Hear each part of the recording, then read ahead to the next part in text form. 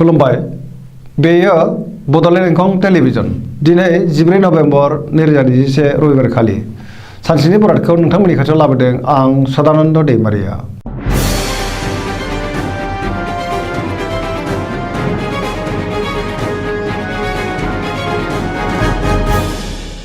सिगां फरायनो लादों मेष राशि गिबि हांखो अ ल दिनैनि साना जोबोर मोजां गुबुननि अनसायनाय मोनगोन जायखि खामानि मावा मानो मोनफ्रोमबो खामानिखौनो दिनै मोजाङैनो मावफुंनो हागोन गोसोखौ जोबोर गोजोननाय मोनगोन जेरैबो जिंगा थानाय नङा जेरावबो देरहासार जागोन देहाया मोजाङै थागोन बहानिफ्रायबा मोजां खौरां फैनो हागौ रांखावरियाव जोबोर मोजां होनजायो मोननो गोनांखौ दिनै मोननो हागोन आरजिनाय धोनखौ दोनथुमनो हागोन गोबां धोन आरजिनोबो हागोन बेफार फालांगियाव मोजां मुलाम्फा मोनगोन न'खराव दिनै अनलायनाय फैगोन बहाबा थांनांगौब्ला जोबोर मोजां आरो मोजाङैनो हान्थिनोबो हागोन गुबुननि गोसोखौ गोरलैयैनो बोनो हागोन समाजाव मान मोनगोन मावजानाय खामानिखौ मावफुंनो हागोन जायखि खामानिया मावा मानो मोनफ्रोमबो खामानियावनो मोजाङैनो जाफुंनो हागोन लाइमोनफोरा जोबोर मोजां खौरां मोननो हागौ गावबा गावनि गोसोनि साननायखौ फोरमायलायनोबो हागोन आरो गोसोआ जोबोर रमान्टिक जागोन फरायसाफ्रा फरायनायाव मोजां फिथाइ मोननो हागोन आरो गोसो दुंखांगोन गोग्गो आरो गेबें साननो रोंगोन पजिटिभ एनार्जिनि गोहोम गोग्लैगोन गोसोनि साननायफोरा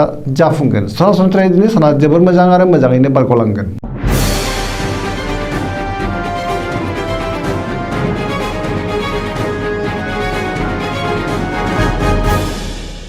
वृष राशि गिबि हांखो इ उ ब दिनैनि साना बारा मोजां नङा गावखौनो लोगो गैजायै बायदि हारसिं आरो दरसि मोनगोन गोजोननि आंखाल जागोन गोबां जिंगायाव गोग्लैगोन गोसोखौ गुलुं गुजुं मोनगोन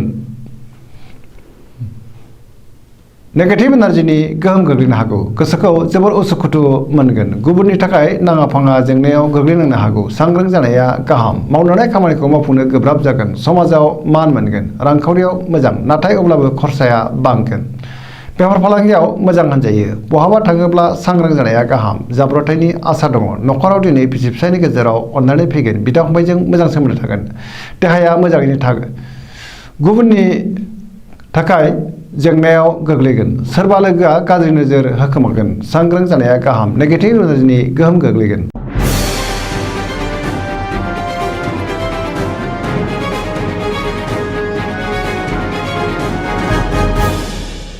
मिथुन राशि गिबि हांखो क स दिनैनि साना जोबोर मोजां गोबां मोजां खाबु फैनो हागौ गोसोखौ जोबोर गोजोननाय मोनगोन देहाया मोजाङैनो थागोन रांखावरियाव जोबोर मोजां होनजायो मोननो गोनांखौ मोननो हागोन बेफार फालांगियाव मोजां मुलाम्फा मोनगोन गोसोनि बोलोआ बांगोन पजिटिभ एनार्जिनि गोहोम गोग्लैगोन बयनिबो गोसोखौ गोरलैयैनो बोनो हागोन सोरबा मुंदांखा सुबुंजों लोगो मोनलायगोन आरो लोगो मोननायनि खाबु जागोन न'खराव अनलायनाय फैगोन समाजाव मान मोनगोन गोसोनि बोलोआ बांगोन मावलांनाय खामानिखौ थि समावनो आरो गोरलैयैनो मावफुंनो हागोन लाइमोनफोरनि गोसोआ जोबोर रमान्टिक जागोन गावबा गावनि गोसोनि साननायखौ फोरमायलायनोबो हागोन फरायसाफ्रा फरायनायाव गोसो दुंखांगोन आरो मोजां फिथाइ मोनगोन गोसोनि साननाय आरो लुबैनायफ्रा मोगथाङाव जाफुंगोन।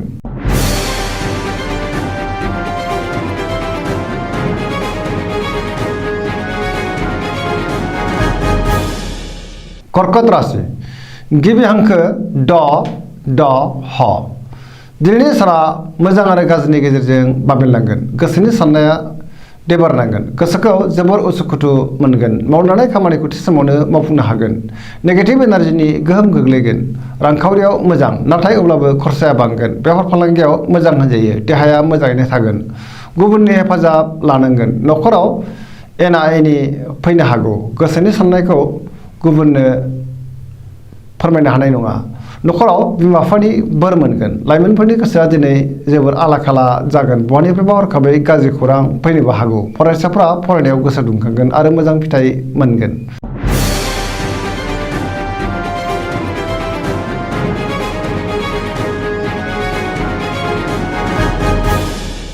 सिंह राशि गिबि हांखो म ट दिनैनि साना जोबोर मोजां गोसोनि बोलोआ बांगोन गोसोआव पजिटिभ साननाय फैगोन गोसोखौ जोबोर गोजोननाय मोनगोन लोगोफोरनि अननाय आरो हेफाजाब मोनगोन मावलांनाय खामानिखौ थि समावनो मावफुंनो हागोन सिगांनि बबेबा आद्रा खामानिखौबो मावफुंनो हागोन रांखावरियाव जोबोर मोजां आया बांगोन बेफार फालांगियाव मोजां मुलाम्फा मोनगोन सोरबा लोगोनि हेफाजाब मोनगोन न'खराव दिनै अनलायनाय फैगोन गोसोआ दिनै जोबोर रमान्टिक जागोन आरो गावबा गावनि गोसोनि साननायखौ फोरमायलायनोबो हागोन पजिटिभ एनार्जिनि गोहोम गोग्लैगोन फरायसाफ्रा फरायनायाव गोसो दुंखांगोन आरो मोजां फिथाइ मोनगोन।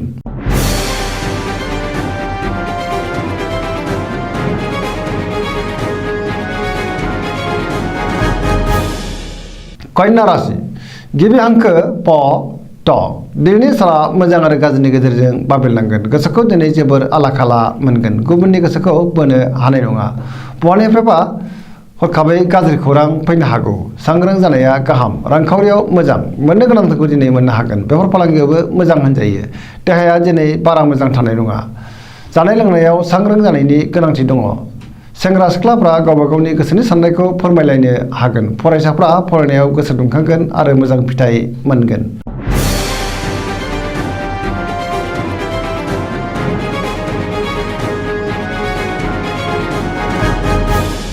तुला राशि गिबि हांखो र ट दिनैनि साना जोबोर मोजां अब्लाबो नाथाय गोबां रोखोमनि जेंना नुजाथिनो हागौ गोसोखौ जोबोर गोजोननाय मोनगोन बहाबा दावबायहैनो खाबु मोनगोन गोसोआव पजिटिभ साननाय फैगोन गोसोनि बोलोआ बांगोन गोबां जेंनाजों मोगा मोगि जानांगोन अब्लाबो नाथाय मोनफ्रोमबो जेंनाखौ सुस्रांनो हागोन मावनो लानाय खामानिखौ मावफुंनो हागोन देहाया मोजाङै थागोन रांखावरियाव जोबोर मोजां होनजायो मोननो गोनांखौ दिनै मोननो हागोन नखराव बिसि फिसायनि गेजेराव अनलायनाय फैगोन समाजाव मान मोनगोन बेफार फालांगियाव मोजां मुलाम्फा मोनगोन सोरबा लोगोनि हेफाजाब मोनगोन समाजाव सोरजोंबा बाख्नाय जानो हागौ लाइमोनफोरा गावबा गावनि गोसोनि साननायखौ फोरमायलायनो हागोन फरायसाफ्रा फरायनायाव गोसो दुंखांगोन आरो मोजां फिथाइ मोनगोन सरासनस्रायै दिनै साना जोबोर मोजां आरो मोजाङैनो बारग'लांगोन।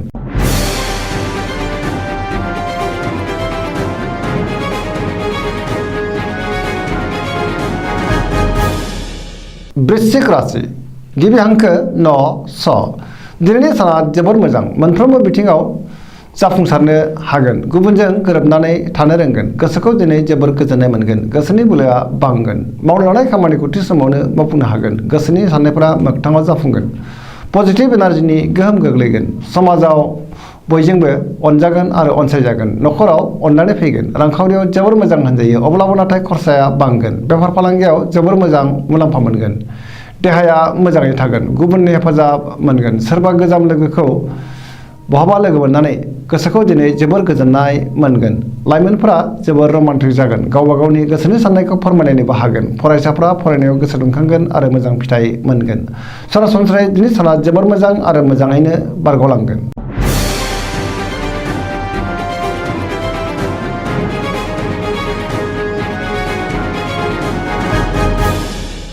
धनु राशि गिबि हांखो ढ फ भ दिनैनि साना जोबोर मोजां बयजोंबो अनजागोन आरो अनसायजागोन गुबुननि थाखाय मोजां खामानि मावनानै होनो हागोन आरो गोसोखौ जोबोर गोजोननाय मोनगोन पजिटिभ एनार्जिनि गोहोम गोग्लैगोन पजिटिभ साननाय फैगोन गोसोनि बोलोआ बांगोन मावनो लानाय खामानिखौ थि समावनो आरो गोरलैयैनो मावफुंनो हागोन गोसोनि साननायफ्रा मोगथाङाव जाफुंगोन बहाबा दावबायहैनो खाबु मोनगोन आरो मोजाङैनो हान्थिनोबो हागोन रांखावरियाव जोबोर मोजां होनजायो बेफार फालांगियाव जोबोर मोजां समाजाव मान मोनगोन देहाया दिनै मोजाङै थागोन नखराव अननानै फैगोन बिमा बिफानि अननाय आरो बोर मोनगोन धोरोमारि बिथिङाव गोसो दुंखांगोन लाइमोनफोरनि गोसोआ दिनै जोबोर रमान्टिक जागोन आरो गावबा गावनि गोसोनि साननायखौ फोरमायलायनोबो हागोन फरायसाफ्रा फरायनायाव गोसो दुंखांगोन आरो मोजां फिथाइ मोनगोन।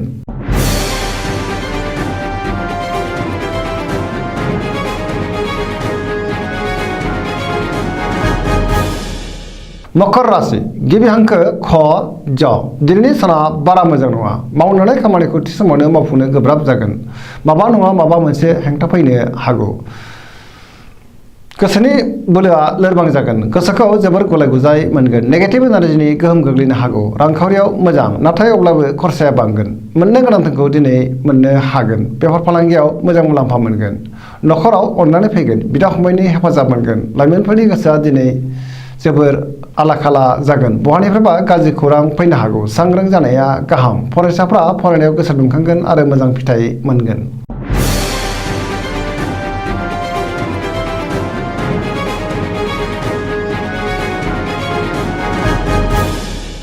कुम्भ राशि गिबि हांखो ग स स दिनैनि साना जोबोर मोजां गोसोखौ जोबोर गोजोननाय मोनगोन गोबां मोजां मोजां खाबु फैनो हागौ समाजाव मान मोनगोन गोसोनि साननाया जाफुंगोन बहानिफ्रायबा मोजां खौरां मोनगोन रांखावरियाव मोजां नाथाय अब्लाबो खरसायाबो बांगोन। बेफार फालांगियाव मोजां होनजायो, देहाया मोजाङैनो थागोन, न'खराव अननानै फैगोन। लाइमोनफोरनि गोसोआ दिनै जोबोर रमान्टिक जागोन आरो गावबा गावनि गोसोनि साननायखौ फोरमायलायनोबो हागोन। फरायसाफ्रा फरायनायाव गोसो दुंखांगोन आरो मोजां फिथाइ मोनगोन। गोसोनि साननाय आरो लुबैनायफ्रा मोगथाङाव जाफुंगोन। बहाबा दावबायहैनो एबा बेरायहैनो खाबु मोनगोन।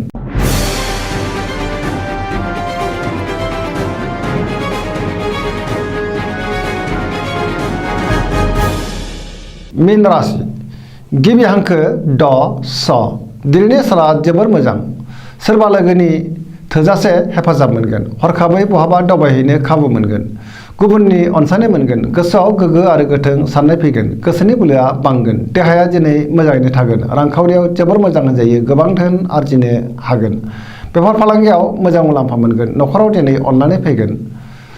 गुबुनजों अनसायजागोन आरो मोजां सोमोन्दो लाखिनो रोंगोन। गोसोआव पजिटिभ साननाय फैगोन। पजिटिभ एनार्जिनि गोहोम गोग्लैगोन। फरायसाफ्रा फरायनायाव गोसो दुंखांगोन आरो मोजां फिथाइ मोनगोन। गुबुननि अननाय आरो अनसायनाय मोनगोन। गोसोआ दिनै जोबोर रमान्टिक जागोन। सरासनस्रायै दिनै साना जोबोर मोजां आरो मोजाङैनो बारग'लांगोन। दिनैनि राशि फरायथिनाया एसेनोसै। जोबनायाव बेखौनो खावलायो जाहाथे नोंथांमोना सानफ्रामबो जोंनि बे बड'लेण्ड इंखं टेलिभिजनखौ नायबाय थायो आरो साबस्क्राइब खालामो, लोगोसे लाइक खालामो आरो शेयार खालामो। एसेनोसै, गोजोन्थों।